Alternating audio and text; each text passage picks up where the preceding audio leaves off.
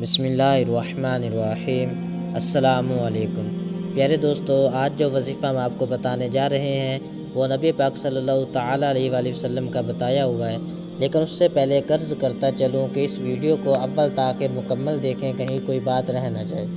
پیارے دوستو، آج کل ہم رزق کی فراوانی کے لیے اور رزق کی وسعت کے لیے لمبے لمبے وظیفے کرتے ہیں، بڑے بڑے وظیفے کر جاتے ہیں، لیکن آج جو وظیفہ میں آپ کو بتانے جا رہا ہوں وہ بہت ہی آسان ہے اور بالکل آسان سا وظیفہ ہے۔ آپ اس کو کر سکتے ہیں، کوئی بھی بچہ چاہے تو بچہ بھی اس کو کر سکتا ہے۔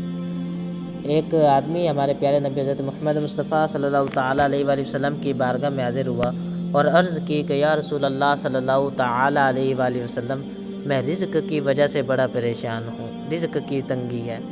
تو پیارے نبی حضرت محمد مصطفیٰ صلی اللہ تعالیٰ علیہ وآلہ وسلم نے آگے سے ارشاد فرمایا کہ باوضو رہا کرو۔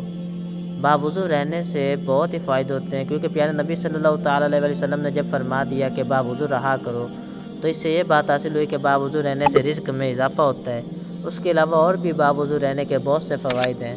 نمبر 1، اگر آپ باوضو رہیں گے تو اس کا آپ کو ثواب ملتا رہے گا۔ نمبر 2، اگر آپ باوضو رہیں گے تو جب کبھی نماز کا ٹائم ہوگا تو دل کہے گا کہ یار باوضو تو ہو ہی ہو، چلو جا کے تھوڑی سی نماز ہی پڑھ لیتے ہیں۔ اسی طرح اگر آپ بے نمازی ہو تو انشاءاللہ عز و جل آپ وضو کی برکت سے نماز پڑھنے میں بھی مشغول ہو جایا کرو گے۔ اس کے علاوہ اس کے تو اور بھی بہت سے فضائل ہیں، لیکن اگر آپ رزق کی وسعت چاہتے ہیں تو آپ کوشش کریں کہ باوضو رہا کریں۔